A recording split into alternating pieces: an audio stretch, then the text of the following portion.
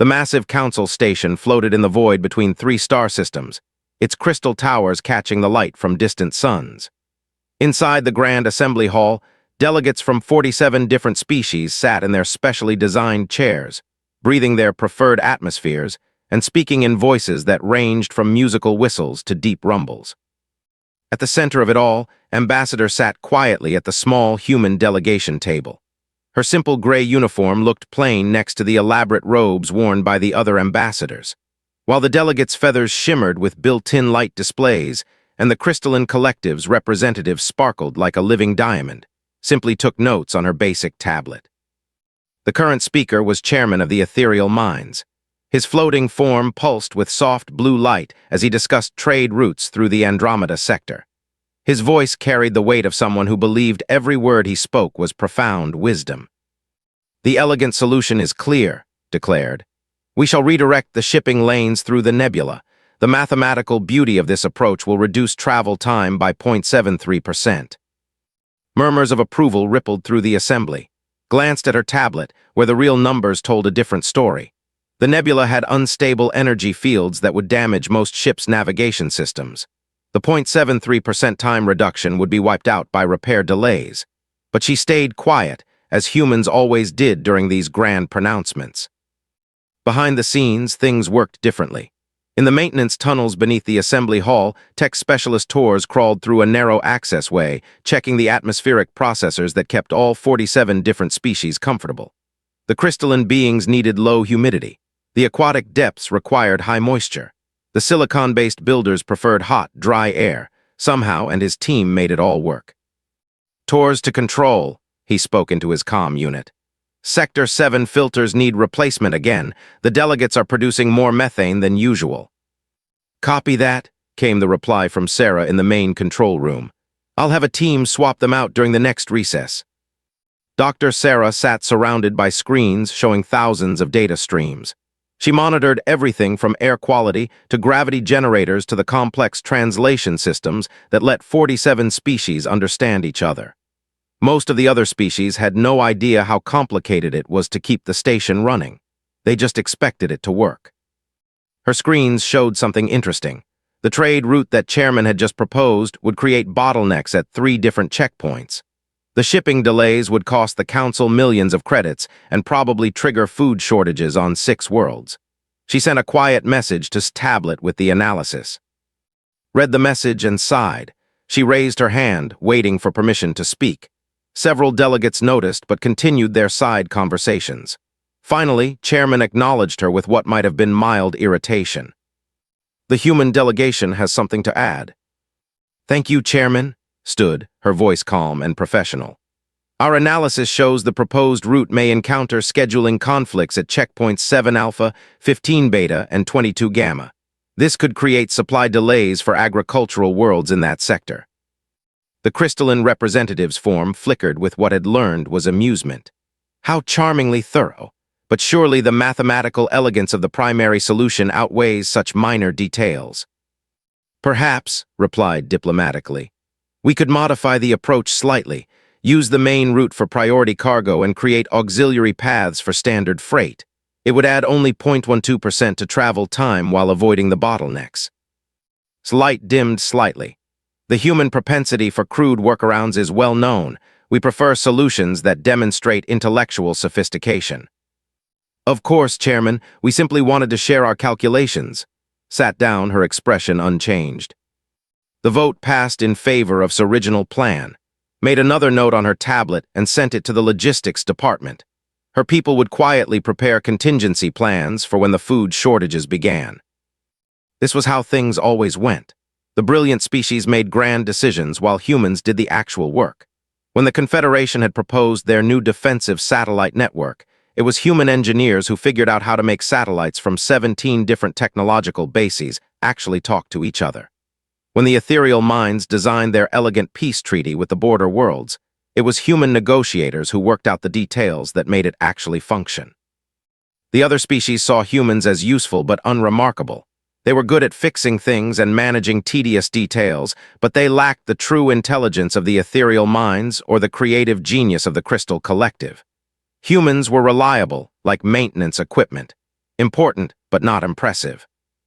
Knew better. She had seen human teams solve problems that had stumped entire ethereal mind think tanks.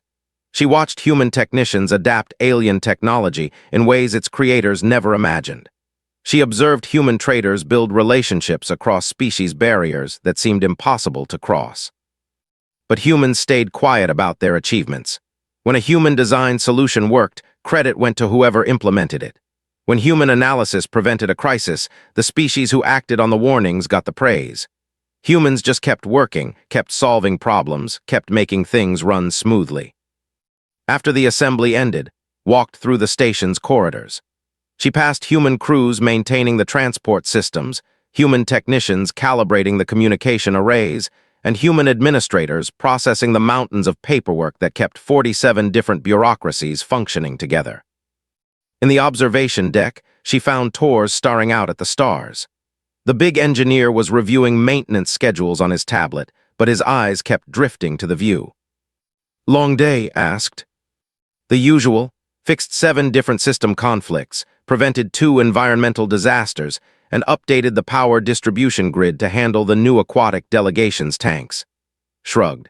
"Tomorrow I get to explain to the builders why their high-temperature workshops can't be next to the crystalline meditation chambers." "Any appreciation from the council?" Laughed. The delegate asked why the gravity felt unstable during his speech. Turns out the ethereal minds had been adjusting it to make their floating easier. I explained the issue and fixed it. He thanked the ethereal minds for maintaining proper conditions. Nodded. It was always like that.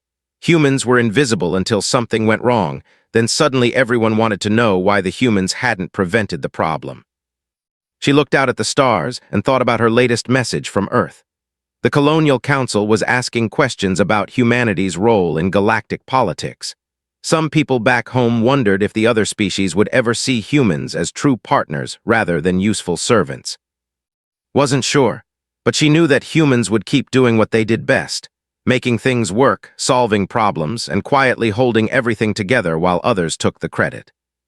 For now, that was enough, but she wondered how long it would stay that way. The emergency session began before dawn, station time. Red lights flashed in the corridors as delegates hurried toward the assembly hall, arrived to find chaos already spreading through the council chambers. Translation systems struggled with overlapping voices as 47 species tried to speak at once. Chairman floated above his usual position, his blue glow now flickering with stress patterns. "Order! We must have order!" His voice boomed through the speakers, finally cutting through the noise. The cause of the panic appeared on the main display screen. A star map showed 3 council worlds surrounded by red warning symbols. The Aran Empire had moved massive fleets to the borders of Harmony space. Intelligence reports suggested they would attack within days. "This is an act of war," roared General or of the Confederation. The reptilian warrior's crest flared bright orange with anger. "My fleets can be in position within 48 hours. We will show these Aran dogs what happens when they threaten the council." "Violence solves nothing," sang the musical voice of Harmonic Prime. The melodic representative's crystalline form chimed with each word. "Surely diplomatic engagement can resolve this misunderstanding. The Arans are simply expressing their needs through aggressive posturing." The Crystalline Collective's delegate, a being that looked like living diamond, spoke with the cold logic of pure mathematics. "Economic pressure will be more effective than military action. Cut their trade routes, freeze their assets, apply precise financial force until compliance is achieved." Watch the arguing continue for hours. Each species proposed solutions that served their own interests while claiming to help the greater good. They wanted to test their new weapons. The Melodics wanted to prove their peaceful methods. The Crystallines wanted to demonstrate the power of economic warfare. During a brief recess, gathered her small team of human advisors. Dr. Sarah had been monitoring communications from the threatened worlds. Tors had been reviewing the technical readouts from Council defensive systems. Lieutenant Commander Jackson had been analyzing Aran military patterns. "What do we have?" asked quietly.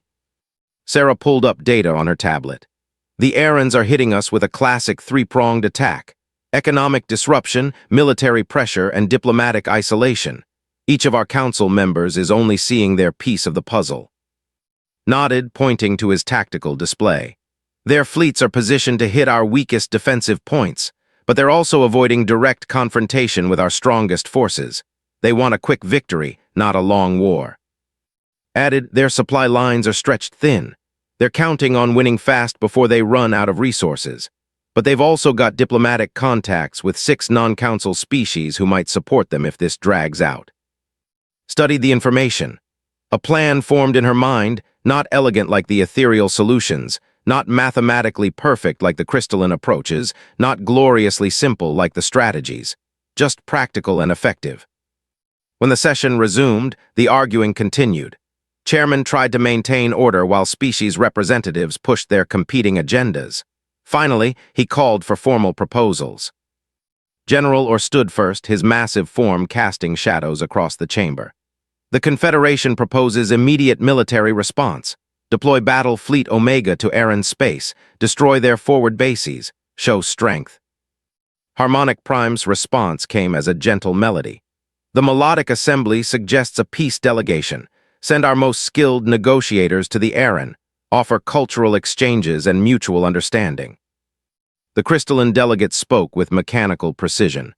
Economic warfare will achieve victory without bloodshed. Implement trade sanctions, freeze Aran assets, calculate pressure points, and apply financial force systematically. Each proposal had merit, but could see the flaws. Military action alone would unite other species against the Council. Pure diplomacy would look like weakness to the aggressive Arans. Economic pressure would take too long to work. Chairman turned toward the human delegation. Does humanity have a contribution to this discussion? Stood, tablet in hand. We propose a coordinated 3-phase approach combining all suggested strategies. She activated the chamber's display system, showing a detailed timeline. Phase 1, immediate economic pressure on Aran supply lines while positioning military forces defensively, not aggressively.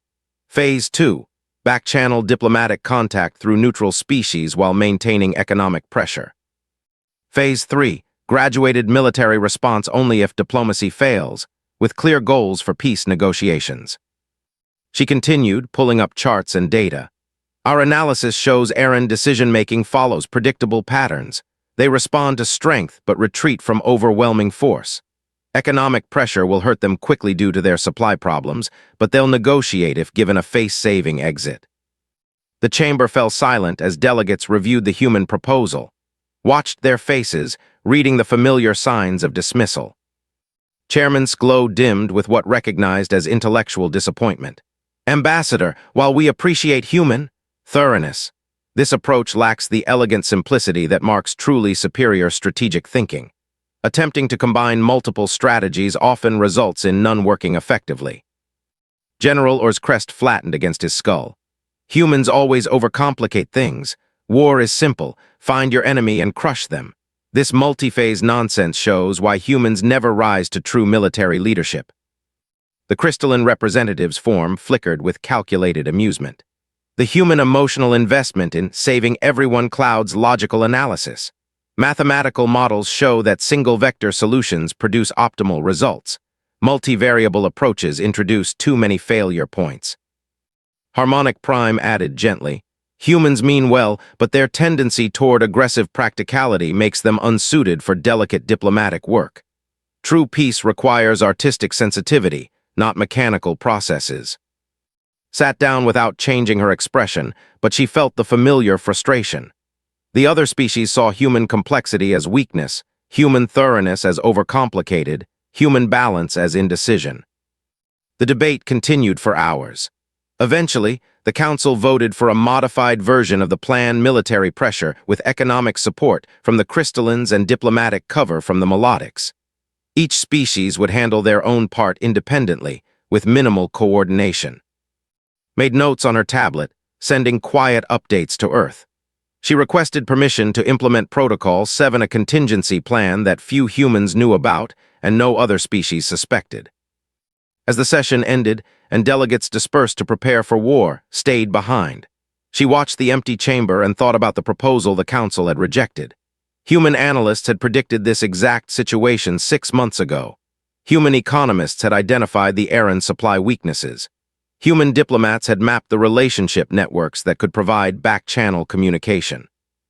All of that work dismissed as pedestrian thinking and crude methodology. Walked toward the human section of the station, passing her people as they continued their quiet work. They maintained the systems that would support the Council's war effort. They processed the data that would inform Council decisions.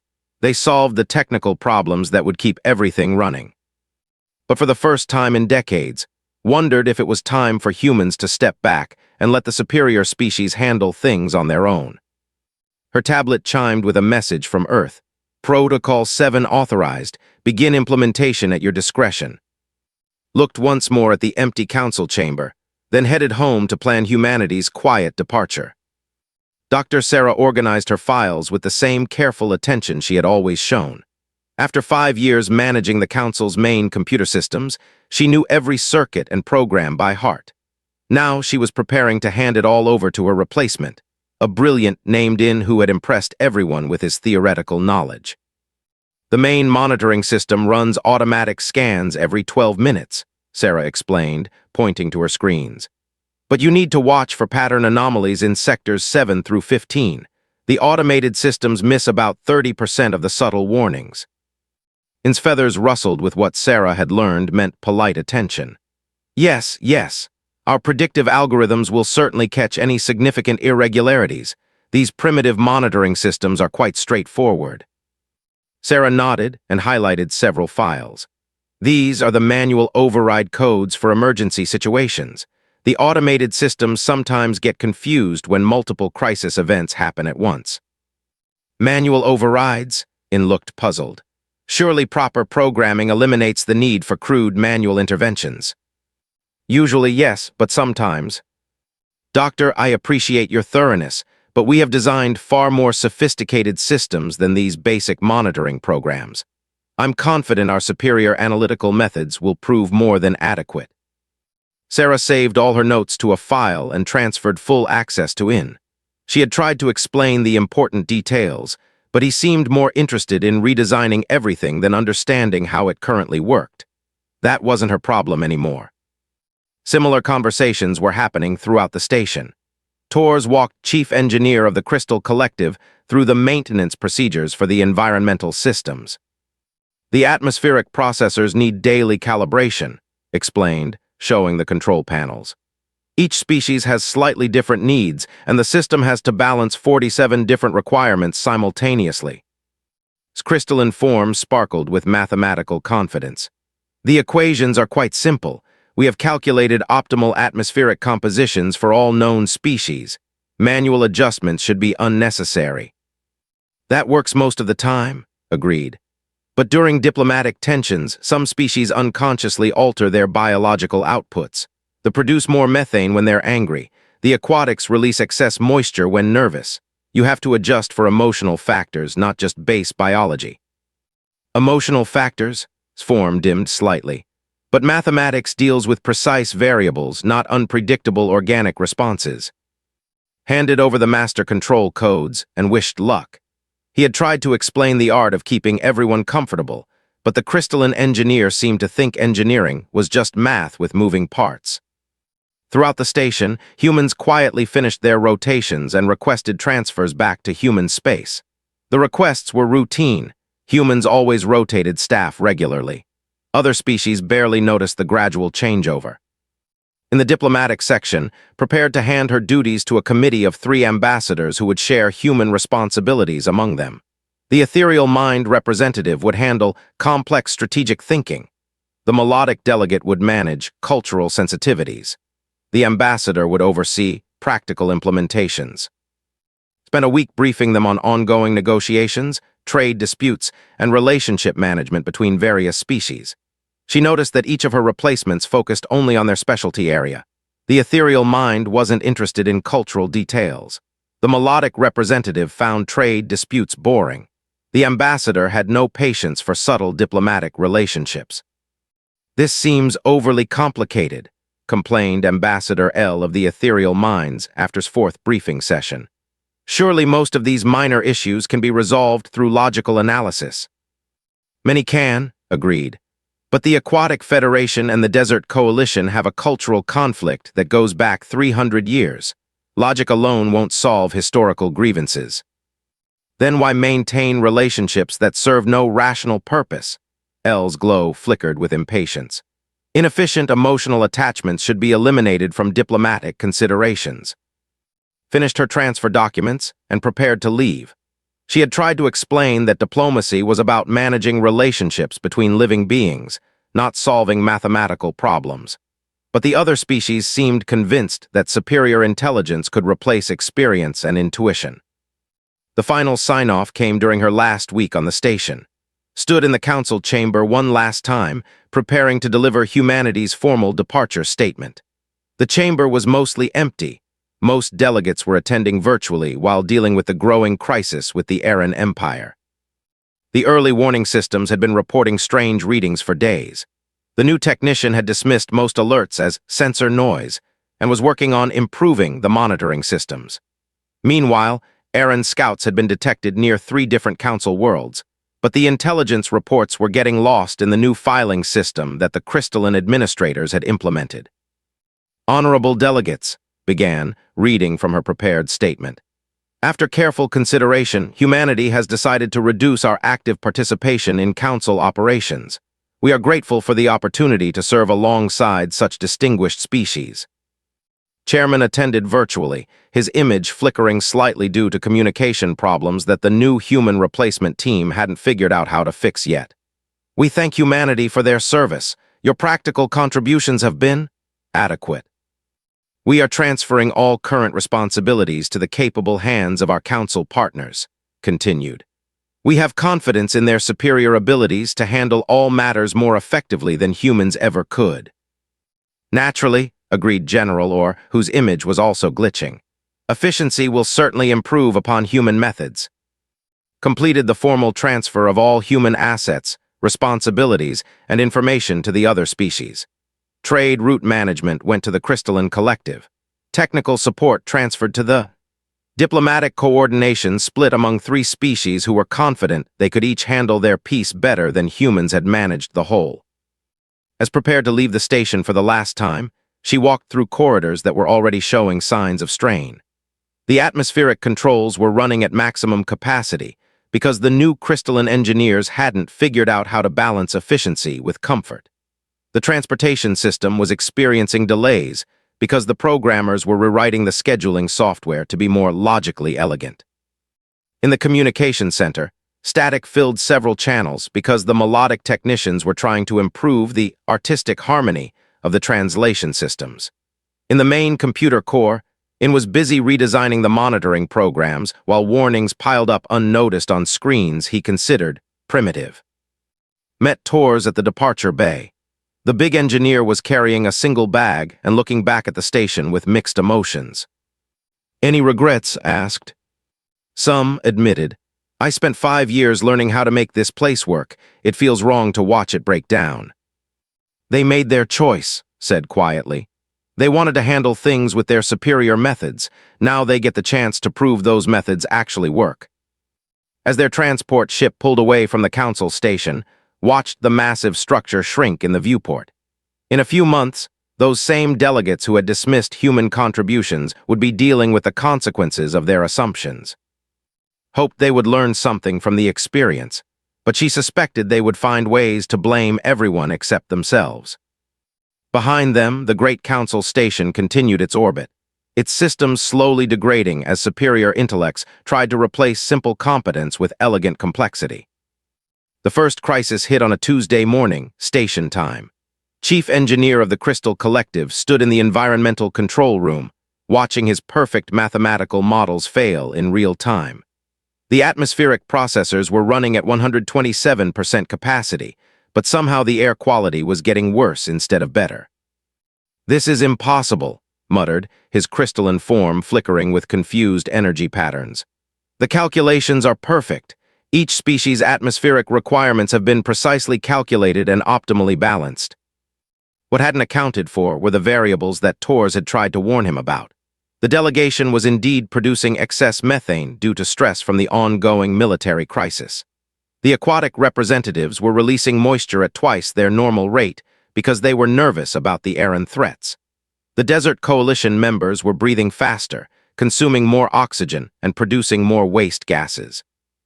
Its old system had included automatic adjustments for biological stress responses.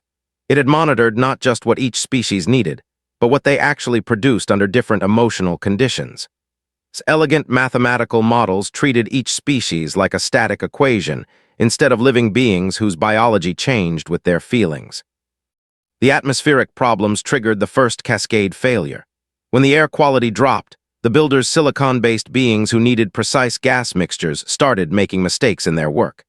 Their repair robots malfunctioned, damaging 3 power conduits. The power fluctuations caused the gravity generators to destabilize, making the floating ethereal minds dizzy and unable to think clearly. Meanwhile, in the communication center, the problems were multiplying faster than anyone could track them. The melodic technicians had spent 2 weeks improving the translation systems to create more artistic harmony between languages. The results were beautiful but useless. Urgent military reports from the front lines were being translated into poetry. Technical specifications were converted into song lyrics. Critical diplomatic messages became abstract art. Commander of the Aquatic Federation tried to report that Aaron scouts had been detected near the water world of Prime. The message that reached the council said, "Graceful swimmers dance near the pearl of endless tides while shadows move in rhythm with forgotten dreams." The technician who received the message spent 2 hours trying to decode its deeper meaning, before filing it under cultural exchanges rather than security alerts. Dr. In, the brilliant who had replaced Sarah, was having his own problems in the main computer center. His sophisticated monitoring algorithms were generating thousands of alerts every hour, but most of them were false positives created by the interaction between his new programs and the existing systems. The old monitoring system had been designed around pattern recognition. It looked for unusual changes rather than specific violations of preset parameters. Sarah's experience had taught the system to ignore harmless anomalies while flagging genuine problems. In's new system was mathematically superior but had no experience base. It treated every deviation as equally important. Buried in the flood of meaningless alerts were 3 genuine crisis warnings: Aaron ships approaching Council space, supply shortages developing on the front lines, and increasing political instability among neutral species. But In's perfect algorithms couldn't distinguish between a serious threat and a minor sensor fluctuation.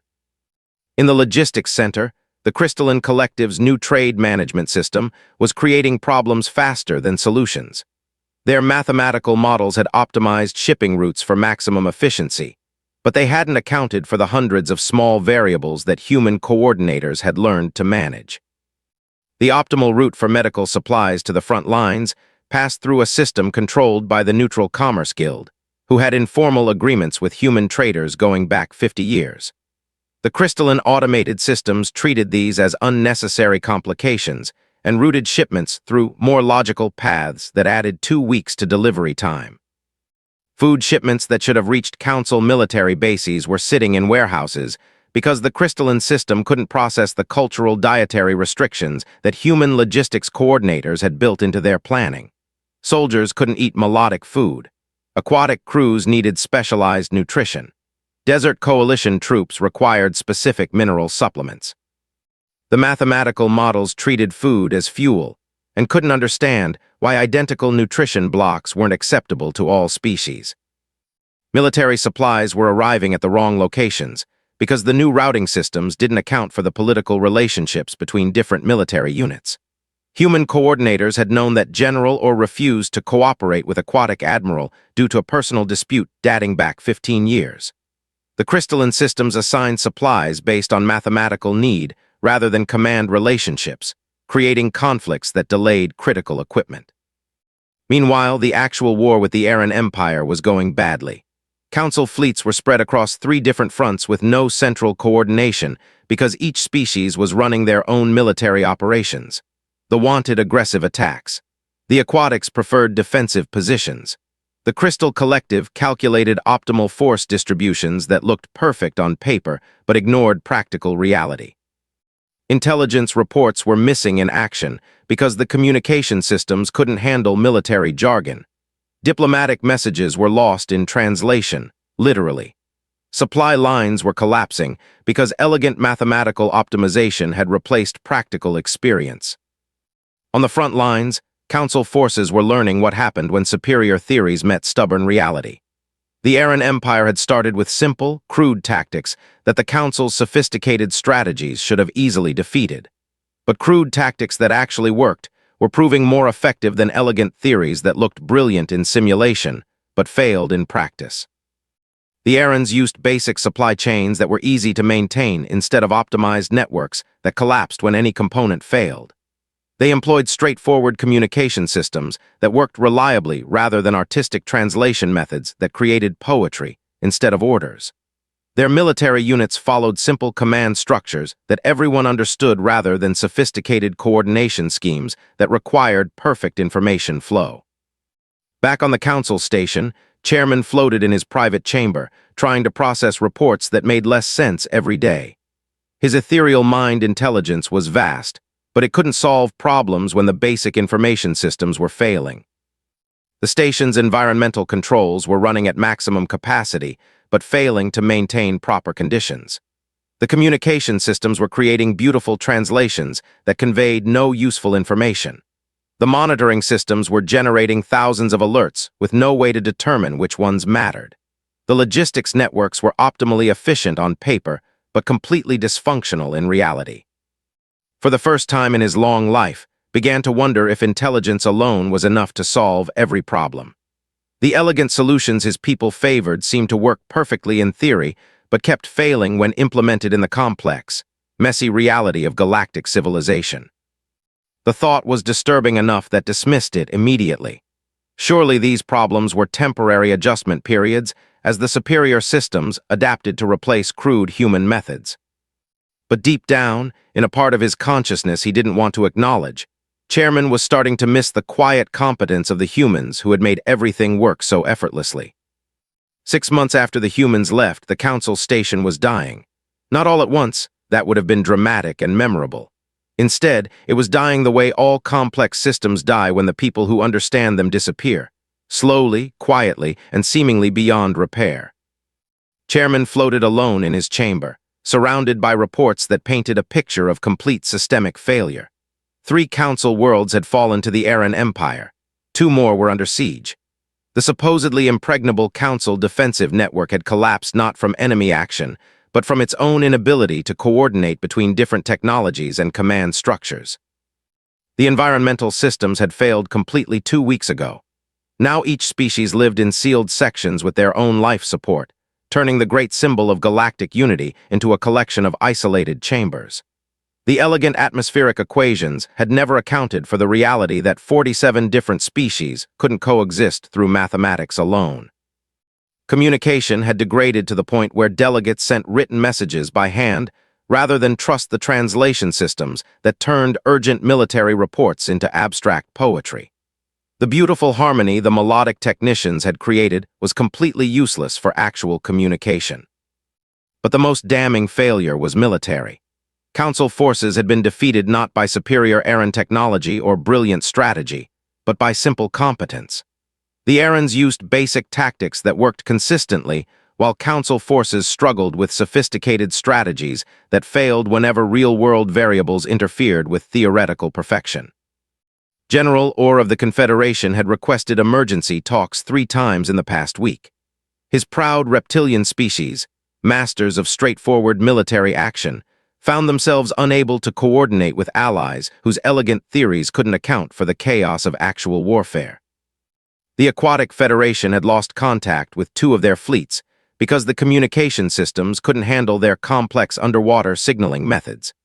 The Desert Coalition was retreating from 3 fronts because supply shipments kept arriving at the wrong locations, calculated by algorithms that couldn't understand political relationships between military commanders.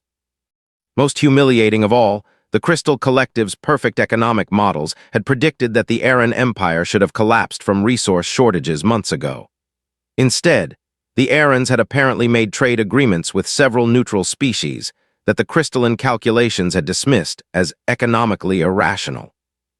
Those same neutral species had mysteriously avoided any Aran attacks. Some Council intelligence officers suspected they were receiving protection, But all attempts to investigate had failed when diplomatic messages became lost in translation or filed incorrectly by automated systems that didn't understand the difference between intelligence reports and cultural exchange programs. His contemplation was interrupted by an urgent message from his personal aide. A communication had arrived through secure channels, not from any council member, but from human space. The message was simple and devastating in its politeness. The human cooperative acknowledges the Council's current challenges with the Aaron situation. We remain confident in the Council's superior capabilities to resolve these difficulties through the sophisticated methods that proved more valuable than human approaches. We wish you success in implementing your elegant solutions. For the first time in centuries, Chairman felt something he had never experienced before: desperation. The message was technically supportive, but he understood the underlying meaning. The humans were politely telling the Council that they were on their own. 3 days later, reports arrived that shocked the remaining Council members into silence. Human colonies throughout the disputed regions remained completely untouched by Aaron forces, not defended by massive fleets or protected by sophisticated weapon systems, but apparently ignored entirely. Intelligence reports suggested that human traders were moving freely through Aaron space, conducting business as usual. Human diplomatic personnel were seen meeting with Aaron officials in neutral territories. Human technical crews were working on projects in systems that Council forces couldn't even approach. The implications were staggering. While the Council fought a desperate war against an aggressive empire, humans seemed to have quietly negotiated their own separate peace. Or perhaps they had relationships with the Aarons that predated the current conflict. Or maybe they understood something about the situation that the Council had never bothered to learn. Realized with growing horror that the Council had never actually understood how humans operated. They saw humans as simple, crude, and straightforward. But what if human simplicity was actually sophistication that other species were too intellectually proud to recognize? The final humiliation came during an emergency session where the remaining Council members tried to salvage their war effort. Ambassador L of the Ethereal Minds proposed using pure logical analysis to predict Aaron movements. The melodic representative suggested artistic harmony could create understanding with the enemy. The crystalline delegate calculated optimal resource allocation for maximum military efficiency. Every proposal was theoretically brilliant and practically useless. They had been trying the same approaches for 6 months, and the results spoke for themselves. In desperation, did something that would have been unthinkable before the crisis began. He opened a private communication channel to human space, specifically requesting Ambassador. When's face appeared on his screen, was struck by how calm and professional she looked. The same unremarkable competence that he had once dismissed as intellectual limitations now seemed like something else entirely. Chairman said with diplomatic politeness, "How can humanity assist the Council?"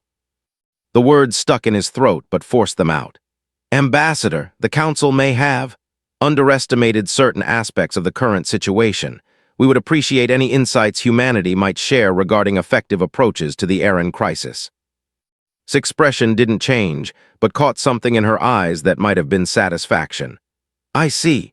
And what would the Council be willing to offer in exchange for such insights?" What would humanity require? The question tasted like defeat. "Full partnership," said simply. "Not human service to Council leadership, but genuine cooperation between equals. Human perspectives considered alongside other viewpoints rather than dismissed as inferior. Human methods evaluated on their effectiveness rather than their elegance." Felt his ancient pride warring with desperate necessity. Pride had guided the Council for centuries, but pride wasn't stopping the Aaron advance or fixing their broken systems or preventing the complete collapse of galactic civilization. And if the Council agreed to such arrangements, what solutions might humanity propose? Smiled slightly. "The same solutions we proposed 6 months ago, Chairman, the ones your Council rejected as too crude for superior intellects to consider." Through the viewport of his chamber, could see human ships approaching the station. Not warships or rescue vessels, but simple transport craft carrying technicians and supplies.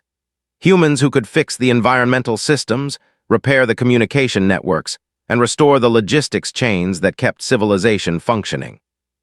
The same humans whose contributions had been dismissed as unremarkable were now the only hope for saving everything the Council had built. As he prepared to accept humanity's terms, Chairman realized that the most superior solution of all was admitting when you needed help from someone you had underestimated. The age of human quiet service was over. The age of human partnership was about to begin.